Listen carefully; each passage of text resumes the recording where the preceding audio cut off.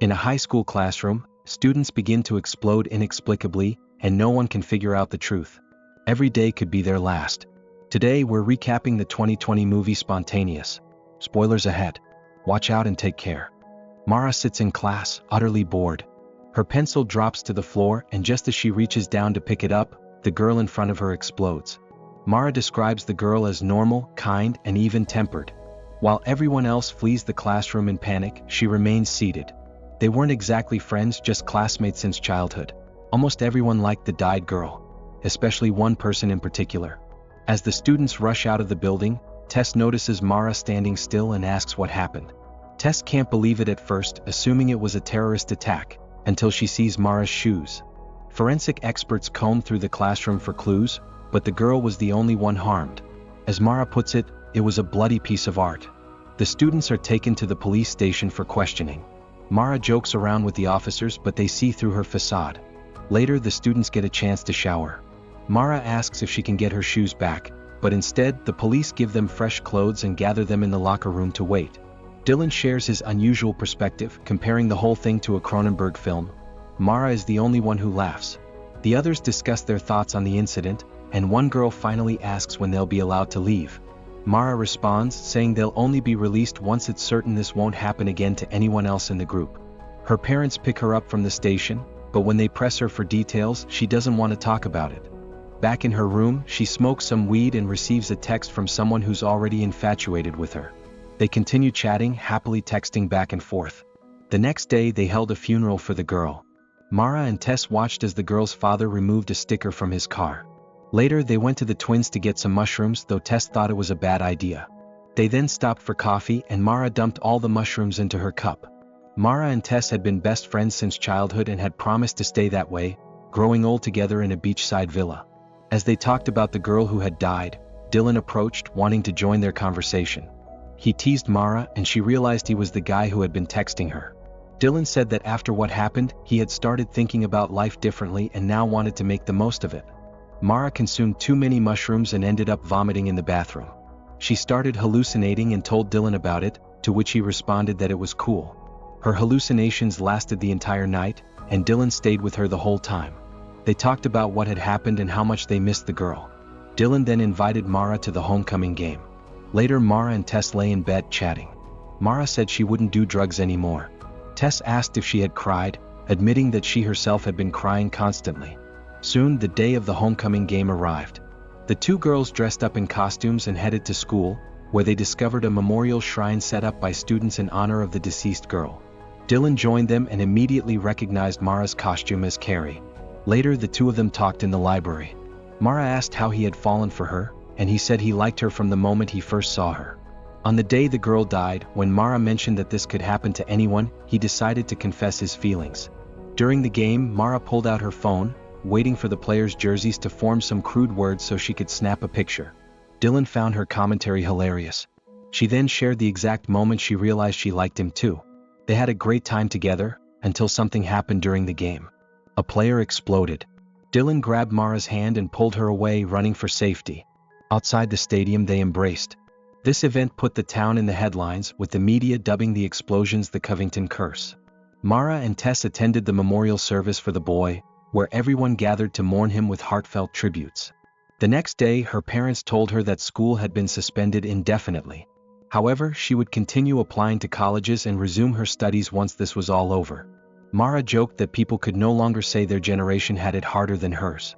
That night, Dylan showed up in an ice cream truck he had just bought. He got it simply to make himself happy. The two of them went to a gathering where their classmates were mourning the students who had died, but before long, they wandered off on their own. They tossed away their drinks, blaming alcohol for putting them in their current state. Laughing, they speculated about what could be causing teenagers to explode. Then they kissed. Suddenly, a scream erupted from inside the house. They rushed back to see what had happened. Another student had died. Mara and Tess spoke with Agent Rossetti, who needed their help retrieving something. Later, Mara tracked down the twins and told them that the agents wanted to acquire some drugs, assuming the police were just trying to rule out narcotics as a cause for the explosions. She told them she would buy everything they had. The three of them drove to the twins' stash spot, where they revealed their plan to leave town. As Mara texted Dylan, she mentioned him to the twins. Suddenly the older twin exploded. His sister immediately slid into the driver's seat, trying to regain control of the car, but before she could, she exploded too. Dylan later found the crashed vehicle on the side of the road, but Mara was nowhere to be seen. Spotting a bloody handprint, he followed the trail into the woods. He found her in the river, scrubbing blood off her body. Dylan rushed to embrace her, telling her he thought she had died in the crash. He brought her a clean tracksuit and, before authorities arrived, called Agent Rossetti. Suddenly, he noticed someone in a hazmat suit watching them from a distance. More people soon appeared, surrounding them and taking them into custody. Mara woke up in a hospital, medical staff running tests on her. She started to panic, until she noticed Dylan on a nearby bed, also undergoing examination.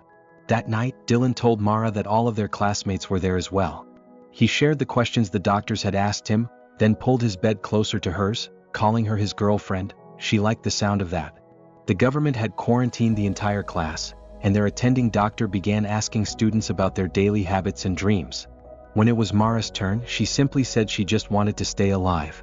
Later that night, she lay in Tessa's bed, chatting.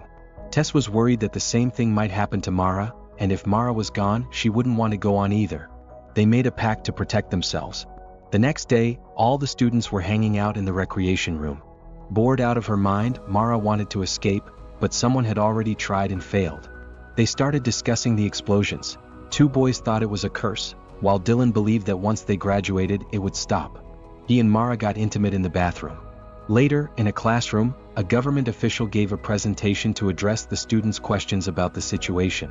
Mara challenged him, pointing out that he kept repeating cliches without providing real solutions. The students were frustrated, and in the middle of the uproar, another student exploded. Then later that night, yet another one died in their sleep. Outside the quarantine zone, parents anxiously waited for updates. Doctors continued testing the students' blood, but the deaths didn't stop.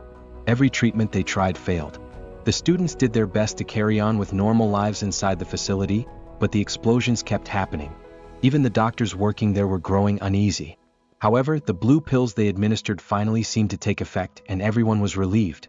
The students were released under their parents' supervision. Mara's parents drove her home, but she noticed there were no Christmas decorations in the streets. Her father explained that no one had been in the mood for the holidays. However, when they arrived home, she was surprised to see a Christmas tree waiting for her. Later, as they continued decorating, her father handed her a vape and admitted he'd always known she smoked weed. They smoked together, talking about Mara's future and college plans. Before going to bed, she took one of the blue pills. The next day, Dylan came to Mara's house and they spent their first night together. Mara asked Dylan if they were safe now. Dylan said he didn't know, but they should make the most of each day going forward. He planned to return to school, but Mara didn't want to go back. Their class was the only one still in session in the entire building. One of their teachers told them a story about witnessing a person explode in front of him, and he promised to help them graduate smoothly. Afterward, Rossetti measured Mara's blood pressure and told her the name of the blue pill was the snooze button. Mara didn't like the name, and Rossetti believed the whole thing wasn't over yet. On Valentine's Day, Mara took Dylan to the barn she had decorated, and they held a party there. He confessed his love for her, and they laughed about it. Then Dylan said they should spend the summer together if they didn't die. Tess and Mara went to a restaurant, but the owner was scared and didn't want to serve them. The next day, the doctor came to the school and introduced the students to what the snooze button was, saying it was a therapy, not really a medication. Then one student came forward to demonstrate and he exploded. Immediately, another student exploded and then a third. The kids ran outside, but the explosions kept happening.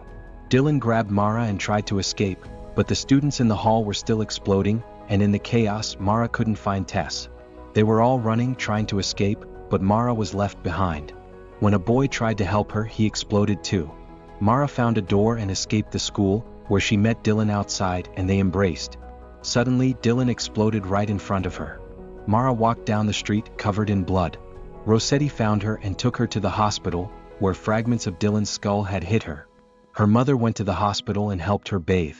At night, her parents placed themselves between Mara and the possible explosion, trying to prevent it. Mara became very depressed, started refusing her medication and stopped talking to anyone. After Dylan's funeral, Tess hoped Mara would come out and talk, but Mara just kept watching videos of Dylan. Later, Mara came out to make a cocktail for her father, naming it "My Friends and Boyfriend Are Dead." Her father said he couldn't deal with it, while Mara kept drinking until she was drunk. That night, she drunkenly left home, and the next day she drunkenly went to Tess's house. They argued about school, and Tess didn't know how to help Mara because she had lost all hope. Tess went to school, leaving Mara all alone. Later, Mara began protesting against those with prejudices and stole 2 bottles of alcohol from a store, with no one coming out to stop her. Rossetti appeared at the store door wanting to help Mara, but she tried to throw a bottle of vodka at him, which shattered the car window. Later, due to her long-standing alcoholism problem, she had a fight with her parents. Considering that she could die at any moment, she just wanted to be alone.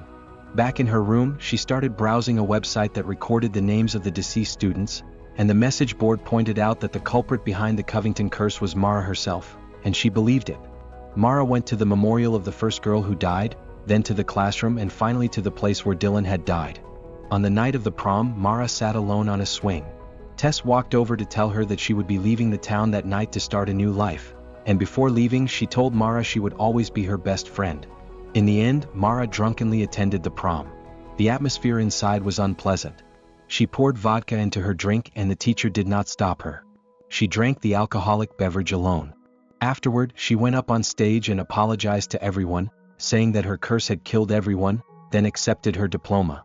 Then another girl said it was her fault and Mara booed her. Another girl said the same thing. Mara visited Dylan's tombstone and told him she still loved him. Mara lay beside the tomb. Dylan's mother found her and said she wanted to lie there too. Mara apologized for not attending the funeral and shared the story of her first outing with Dylan. Mara told her that she felt like she was going to die, and she had always been scared. Dylan's mother said that's how life is, but a child shouldn't have to go through this. Mara asked if she was okay and she shook her head. Mara then hugged her. The next day, Mara returned home and apologized to her parents, and the family reconciled. She took off the bandage from her head, and the scar reminded her of Dylan. Months later, the explosion stopped, and Mara said goodbye to Rossetti. She continued taking the snooze button, and went on with her life.